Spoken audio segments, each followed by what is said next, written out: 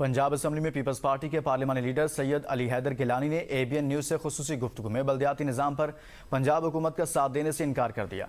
उन्होंने कहा कि किसानों को रिलीफ नहीं मिला, ताहम मरियम नवाज के कई मंसूबे काबिल तारीफ हैं।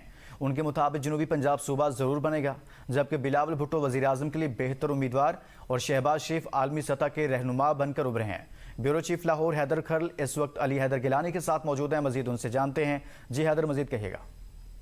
अस्सलाम वालेकुम। पंजाब की सियासी सूरत हाल पर बात करने के लिए हमारे साथ मौजूद हैं पीपल्स पार्टी के पार्लिमानी लीडर पंजाब असम्बली सैयद अली हैदर गिलानी साहब। बहुत शुक्रिया आपके वक्त का।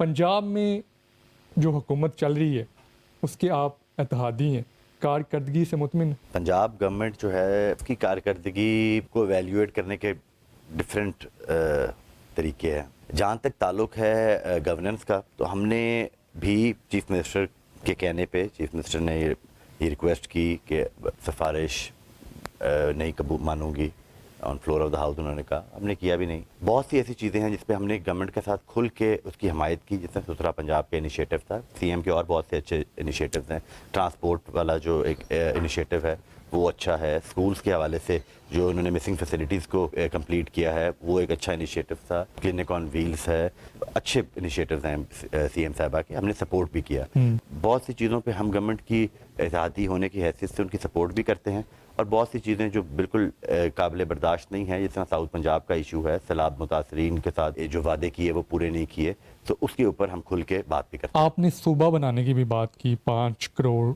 आवाम का मुतालबा आपने सामने रखा, तो सूबा बनेगा? इंशाल्लाह बनेगा सूबा।